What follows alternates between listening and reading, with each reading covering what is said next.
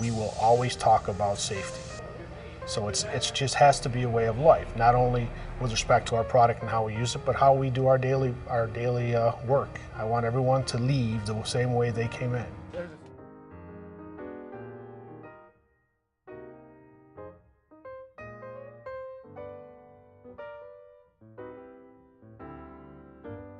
So factory work and industrial life are something we usually take for granted these days.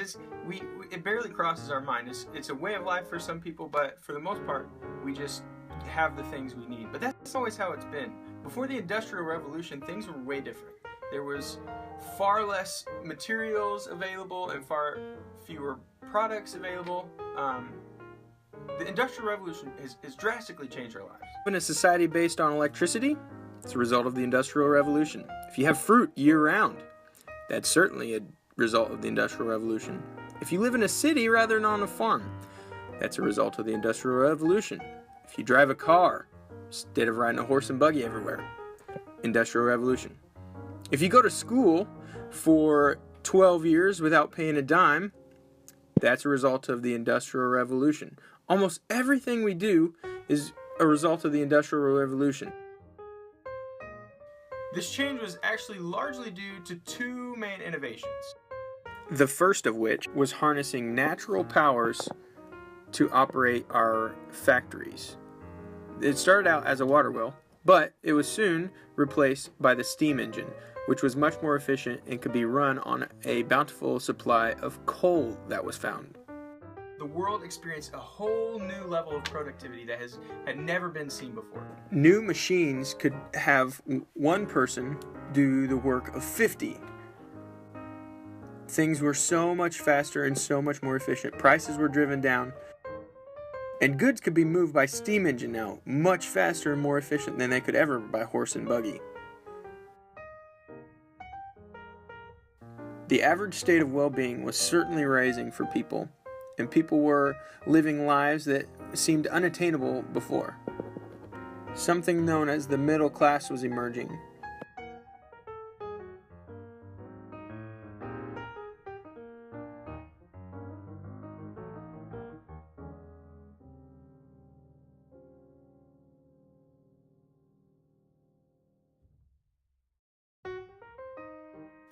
This new world, it was wonderful, but not everything was as great as we might have hoped. Conditions were not as glorious as we might like to have thought. Huge, massive machines were dangerous, and people were working in conditions that safety was not a high priority. People would lose their hands, and people would have to keep working. Children were also forced into work at very young ages. Look here as these boys working in a coal mine are covered in filth. Here boys are working in a boiler room, and it seems as though they are way too small to be working around that kind of dangerous equipment. Here's another boy working in a mine covered in filth that is not anywhere close to healthy for him. One of the men most heavily responsible for this new age of progress and innovation was a man named Andrew Carnegie. Carnegie was a worker in the steel industry, and he is largely responsible for many of the industry practices that we see today. And I thought it'd be interesting to have a conversation with him. So that's exactly what I did. I sat down and interviewed him, and here's the footage of that. So Carnegie, it's awesome to have you on the show here today. Could you just start off by telling me a little about yourself? Who are you, and what are you all about? My name is Andrew Carnegie, and I am a very rich businessman. I was born in Dunfermline, Scotland, where my mom and dad raised me and my younger brother Thomas. When I was 13, my mom made me move from there to America. I was distraught. I loved it in Scotland, but in the end, we needed to advance. We needed to make progress, and my father was trying to live in the past, but he was not going to progress. I have little respect for him because of that. But my mother worked so hard and did so much, and I respect her so much for that. After moving to America, we went to Allegheny, Pennsylvania, and I began to work in a factory for $1.20 an hour. After that, I found a job as a telegraph messenger, was promoted to telegraph operator, and then after that, I began working on a railroad company and was eventually promoted to the superintendent of the area that I was employed at. And I was making lots of investments and trying to keep my business starting to grow my wealth. And eventually I looked into other business interests other than the railroad company, and I started working for the Carnegie Steel Company, my company, and that's where I made my money. By 1889, I was the Carnegie Steel Corporation is the biggest company of steel in the world. As the owner of the largest steel company in the world, I'm sure that means you have quite a few people working for you. Tell me what it looks like to work for you. What are the safety conditions? What's the workplace like? Well, in all honesty, safety isn't my first concern. I don't see it as a primary matter. I mean, we didn't start doing any reporting on it until 1889 on the railroads. And there we just started reporting on some of the deaths and stuff. To me, it just seems pretty pointless to do that kind of stuff, to report on those things, because in the end, the people who get hired have to know the risks that they're being hired to do, or the job that they're being hired to do. So they just need to do their job and do it well, and in the end, they'll hopefully be noticed, and they can rise up in the world just like I did. I know your enterprise is mostly based in America, but I also have heard that there are other places kind of industrializing in the same way that you are. But I've also heard that America has the worst conditions. Can you speak to that a little bit? Why is America worse, and why is America worse? Well, here's the thing. That might be true, but in the end, accidents are kind of cheap. If someone gets injured, there's so much unemployment that I can just hire someone else. And honestly, the people who work for me or any other industry just have to understand the risks. When they get hired, they don't have to take the job, and we can find someone else who is willing to take the job. Oftentimes, my company has been brought to court on this matter. Every time, we either tell them that they accepted the dangers when they signed on, or it was somebody else's, one of their coworkers' fault, or even their own dumb mistake. So we have very rarely been given liability in those court cases. So maybe things are a little more dangerous here than they are in Britain. But that's just a part of the fact that America just has more opportunity than Britain. It's bigger, it's better. So I heard that once with your company there was a huge riot or a strike or something like that. Could you maybe explain what that was and what happened there with that? Yeah, you're probably talking about Homestead. Basically, profits were going down, the price of steel was going down, and we decided to cut wages. In the meantime, the union decided to try to fight for better wages, and so I told my associate, Henry Frick, that he should do whatever he can to lower wages and cut and break the union. So I told him that I approve of anything he did, and that I was with him to the end, and those words are words I definitely regret now.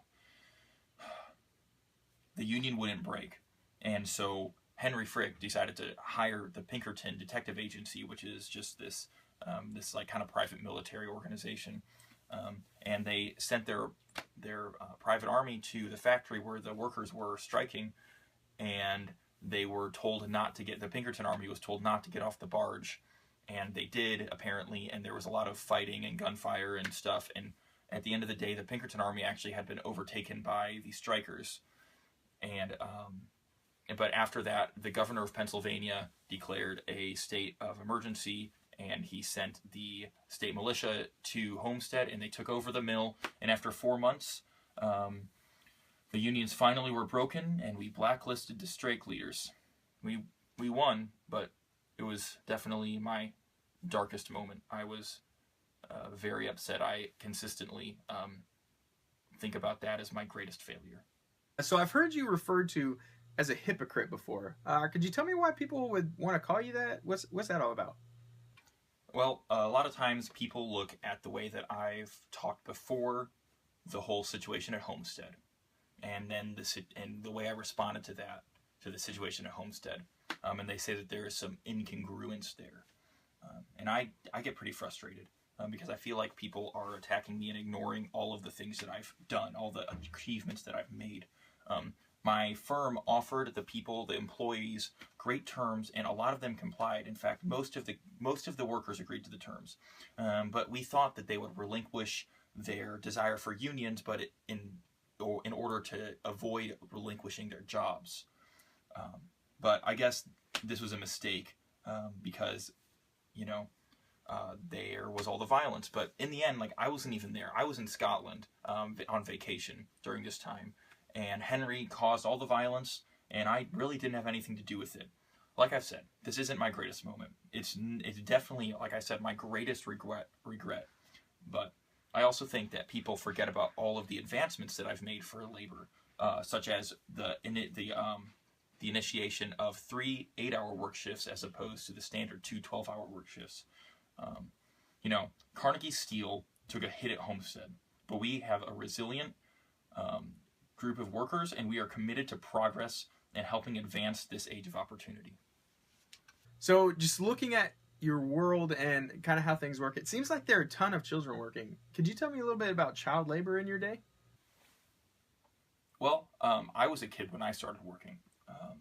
It wasn't easy, and I was working for many hours, and it was just definitely not like ideal scenarios, but in the end, I needed to work in order for my family to survive. And, maybe the childhood that I have wasn't necessarily traditional. Like, I wasn't playing on a playground or whatever I would be playing on when I was a kid, and like I was when I was in Scotland. But the thing that just kept me going was the drive to achieve more, to become a greater man, to make it up in the world. And I think that's, you can look at my life as a symbol of what the American dream really is. I came to America as a poor working class citizen, and I worked hard, even as a child, and I was able to rise above my peers, and that's just what the law of competition is. It's a facet of the highest human experience. If a man wants to climb the societal ladder, then he has to work hard, and if you have to do that as a child, then you just have to do what you have to do in order to survive. And maybe it's not the best conditions for a child to grow up in, but it's a necessary evil. There's a price to pay for progress. And without me working as a child, no one in my family would have survived. So is all child labor the same? Well, there's really 2 different types. The first type is parish apprentice children. That is kids who are neglected or orphaned when they're really young, and they're taken up by what are called parish authorities. These parish authorities put them to work in what we call an apprenticeship, but really it's more of just unpaid slave labor. The apprenticeship is unpaid slave labor, and it's going nowhere. There's no end in sight for these kids, so it's really sad. And I would never use this in my business model. It's completely unjust. But there is also free labor, which is the kind of labor that I would consider my childhood as, and that's when children go to work in factories because they're expected to, because they have to. So basically, that means that they will be working and supporting their family, and probably the only way that their family is going to survive is because of these children working, and so it's just necessary. Yep. So I've heard people talk about some sort of essay you wrote, like something about a gospel, maybe. What is your gospel? What's your gospel or your essay that you wrote? Well, back a couple years ago, I wrote what is called Wealth, what I call Wealth, or a lot of people have called it the Gospel on Wealth, or Gospel of Wealth. Basically, I looked at my life and analyzed what I believe to be the key to being rich and what that entails. So a lot of the time, I really focus on what I believe about labor. You work hard, and you do your job, you do it well, and you'll be noticed because you're a great worker, and you go above and beyond, and then you'll rise to the top. And I just, wealth being earned is definitely one of my biggest beliefs. You don't just get handed money; you have to earn your wealth. And then also, this industrial revolution provides luxuries for the common man, and it also can help suppress laziness.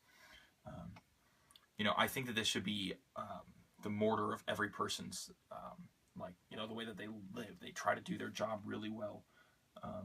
But then, as a rich person, it's my job to responsibly redistribute wealth in a way that is good for society. So that's where it looks kind of like I built libraries for everyone. I did a lot of that kind of philanthropy. So, Carnegie, as one of the wealthiest men who has ever lived, tell me what generosity looks like to you. Is that something with which you're concerned, even? Well, I guess I think that it is very wrong for a rich man to just die rich. It's kind of a waste. If you have all this money and it's just sitting in a bank, it just kind of seems like it's pointless. And in the end, all you'll be remembered for is being rich. And that's not the legacy that I want to leave. So that's why I've started the Carnegie Library Foundation, where I fund a lot of different libraries all over the United States. Just if a town wants a library, they apply to my foundation, and they get a library as long as they're accepted. And so I really believe in learning, and I believe that that's the way that the working man can grow, can get better, by trying to learn and do everything he can to become a more educated man. And I'm trying to provide a ladder upon which the working man can grow, can rise up with. And that's, and this all plays into that notion of the law of competition. Do what you can to get ahead, and your hard work will pay off. So, Carnegie, I appreciate you being here with us today. It's been a great conversation. I guess back to you, Justin. Conditions are far different today for workers, though. It has vastly improved compared to what it used to be to work in a factory. Today, it's much safer, and for one, children aren't allowed to work in factories anymore. That was a process that got started rolling about 1832, but child labor was actually not federally regulated until 1938, which was a long process, but it's a good place to be now.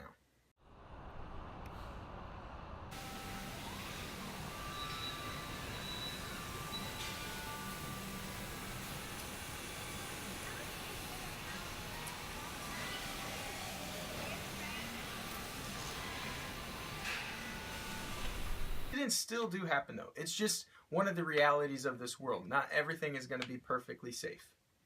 Here we have a man working on a breaker box, and he's doing everything he's supposed to do, but a couple years ago, whenever this instrument was installed, somebody had left a wrench laying around. And here you'll see the wrench fell, causing an arc, and this guy was hit with what is known as an arc blast, which is molten metal hitting him after an explosion.